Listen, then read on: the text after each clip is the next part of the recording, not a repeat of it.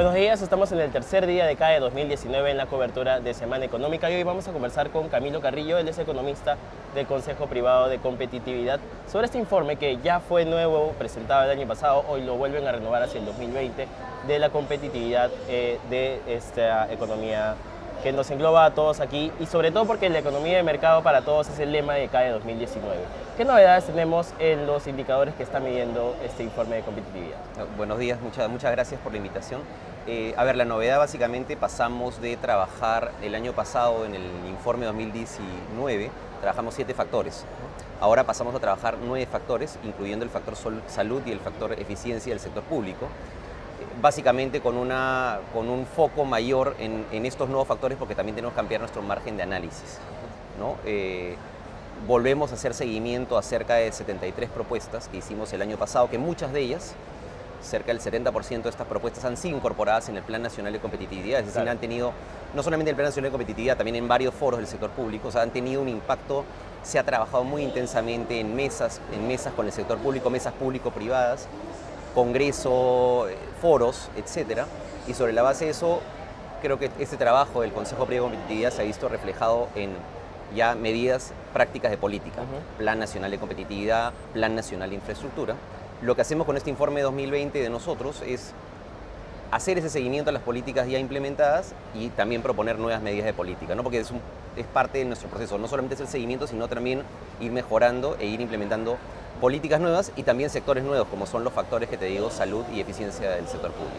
Respecto a lo que se replica en este informe 2020, ¿cuál es el foco más importante? Me comentabas que infraestructura, tal vez por ahí era donde habían más propuestas y más análisis. Hay un foco muy importante en infraestructura por el impacto que tiene en la economía, ¿no? Recordemos, el gobierno a mediados de este año sacó el Plan Nacional de Infraestructura. Ha seleccionado cerca de 52 proyectos prioritarios que marcan la diferencia para el país. Proyectos de irrigación, aeropuertos, puertos, carreteras, que claramente tienen un impacto muy grande en la economía. Sobre la base de eso, nosotros, que ya habíamos identificado también parte de estos proyectos en el informe del 2019, los habíamos priorizado, lo que proponemos es medidas que mejoran la ejecución de estos proyectos. Por ejemplo, planteamos, y que ha sido justamente incorporado el día de ayer en el decreto de urgencia 018-2019, parte de lo que propusimos fue todo lo que era exoneración de licencias de habilitación urbana, exoneración de licencias de construcción, para que estos proyectos de servicios públicos en el plan, que son los prioritarios, puedan ejecutarse más rápidamente. Planteamos también nosotros, y trabajamos junto con el sector público, el hecho de poder utilizar mecanismos que ya se utilizaban en el Ministerio de Transporte para hacer todo lo que es liberación de interferencias, para las tasaciones, que tuvieran un mecanismo mucho más simplificado por fuera de la ley de contrataciones. Ya eso se ha incorporado también en este decreto de urgencia y ahora cada sector va a poder hacer estos trámites mucho más rápidamente, con lo cual redunda en la ejecución más rápida de los proyectos. Entonces, básicamente es un enfoque hacia cómo aceleramos la ejecución de estos proyectos de infraestructura que son muy relevantes para el país y que lamentablemente tenían muchos problemas en su ejecución. Entonces, eso creo que hay un esfuerzo de nosotros, sector privado, proponiendo políticas públicas, del sector público, recogiendo estas propuestas, discutiéndolas y estableciendo medidas como el decreto de urgencia de ayer, ¿no? Hablaste del decreto de urgencia de infraestructura, pero también se ha publicado el decreto de urgencia de aseguramiento universal. Y también es nuevo este tema de salud dentro del plan de competitividad. Esta propuesta de aseguramiento universal al CISA de todos los peruanos, ¿conversa un poco con las propuestas que hay en el informe? Conversa con 2 propuestas. Conversa con una propuesta de salud que quiere, o sea, uno de los principales factores uno de los nuevos factores que estamos tomando en el informe 2020 es salud, como te mencioné. Y hay una propuesta para nosotros clave, es la interoperatividad de todas las redes, no la integralidad de las redes. O sea, no puede ser que tengamos una población que si está en el MINSA solo vaya al MINSA, si es de salud solo vaya de salud, y hay establecimientos, unos que se sobrecargan, otros que se subutilizan. Entonces lo que se plantea es que haya una integración en redes y que esa persona pueda ir, ya sea MINSA o ya sea CIS o ya sea de salud, pueda ir a cualquier establecimiento. Ya entre las entidades se pondrán de acuerdo cómo es el copago entre ellas, pero la persona comenzar a pensar no en institución, sino en sistema, y comenzar a descargar los establecimientos que están cargados y hacer más eficiente el uso de los otros. O sea, eso es por un lado. También conversa con una propuesta laboral que hemos metido de manera muy tajante en el informe. Lo trabajamos en el 2019 y lo hemos reafirmado en el 2020.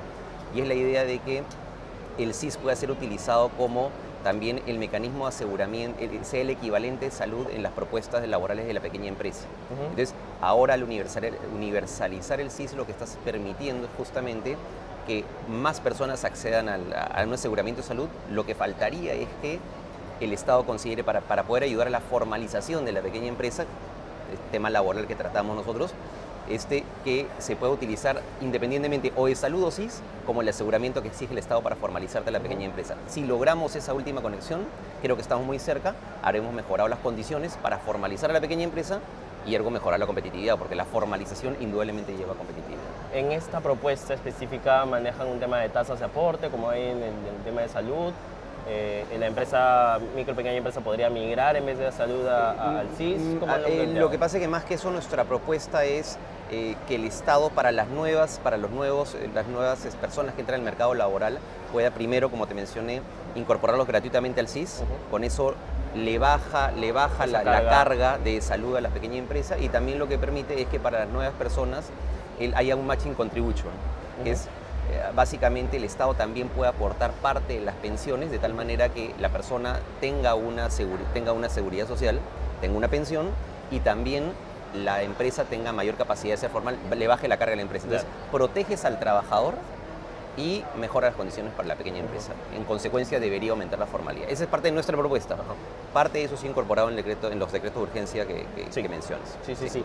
La otra parte, el otro factor nuevo es eficiencia del Estado. Del sector público. Del sector público. ¿Cómo conversa esto con esta falta de ejecución, por ejemplo, que vemos este año? No sé si se llegue al 80%, 70% de ejecución del sector público de inversiones. Que justamente, por un lado, hay gente que opina que esto es por miedo de nuevos gobiernos, miedo a firmar ejecución de inversión.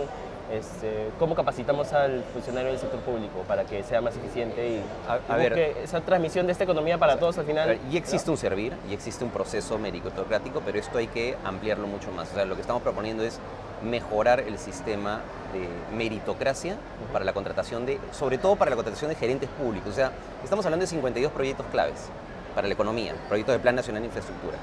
Entonces, ¿por qué no hacemos que esos 52 gerentes de proyecto, esas 52 personas clave, sean personas que sigan un proceso meritocrático? Te doy un ejemplo.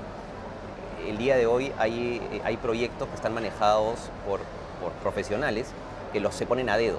Un gobierno regional puede poner en un proyecto en particular a un gerente de una obra de irrigación, por ejemplo, lo puede poner a dedo. Lamentablemente no son gente que tiene el perfil idóneo. Si no tienes a una persona de la gerencia que tiene ese perfil idóneo, ¿cómo vas a manejar un proceso? Estamos hablando de proyectos de 500, 600, 700 millones de dólares. Entonces lo que planteamos es un proceso meritocrático, muy claro, un proceso transparente. Es más, que se permita hasta transparencia en las cuentas bancarias, obviamente guardando toda la reserva al interior de la institución, de las personas que van a ejercer ese tipo de responsabilidad. Estamos hablando de proyectos, como te repito, 500 mil millones de dólares. Entonces tienes que tener al mejor. Y no estamos hablando de 500 personas, estamos hablando de 50, 60, 70 personas claves que tienen que ser, digamos, en los proyectos. Si a eso le sumas a los gerentes, que a los interiores de los ministerios deberían también ser la contraparte de los proyectos, de alguna manera, mira, deberíamos estar hablando de 100, 200 personas de gerencia clave que tienen que ser promovidas con un esquema meritocrático. Que las hay, pero tienen que ser mejorado el sistema. Eso por un lado. Otra manera, tenemos que comenzar a pensar de qué manera mejoramos la escala de la provisión de los servicios. ¿En qué sentido?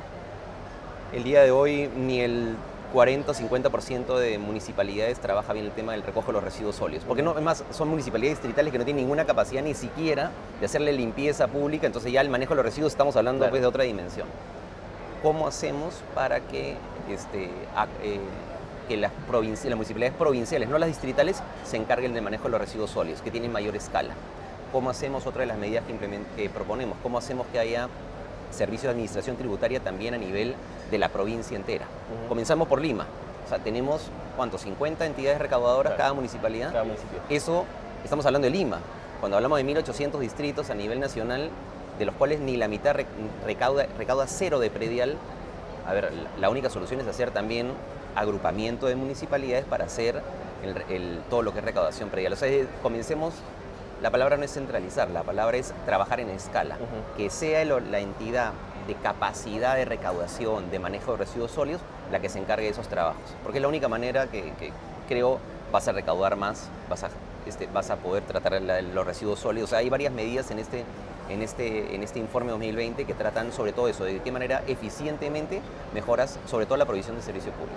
Finalmente, este informe 2019 que se presentó el año pasado, conversaba un poco con el plan nacional que se ha presentado el gobierno. ¿Va a seguir conversando el sector público con el sector privado en estas propuestas de competitividad? Sí, como te mencioné, este informe 2020 hemos querido sobre todo hacer seguimiento. Pues no se trata de proponer el año pasado, digamos, una gran cantidad de medidas, no se trata de proponer y al año siguiente simplemente hacer check y proponer nuevas. No. No, claro, no. De hecho, tenemos, como te mencioné, 13 propuestas nuevas, pero cerca de 77 propuestas que estamos haciendo seguimiento. Y esas 77 propuestas que estamos haciendo seguimiento son porque esas se han tomado en cuenta de alguna manera en el plan, en foros, en proyectos de ley. Entonces, lo que trabaja mucho este informe de competitividad es hacer seguimiento de las propuestas, cuál es su estado, y las nuevas también proponer qué cosas se tiene que hacer. Y cuando te digo seguimiento, también se trata de, es más, algunas que no se han considerado hasta el momento, reforzar, dar más evidencia. O sea, un poco lo que trabaja este informe es evidencia para solucionar problemas públicos, pensando en el usuario, y proponer cosas nuevas para finalmente mejorar competitividad. Muchas gracias, Camilo. ¿Listo? Camilo Carrillo es economista del Consejo Privado de Competitividad en ese tercer día de CADE 2019. Vamos a seguir en la mañana con más entrevistas para todos ustedes.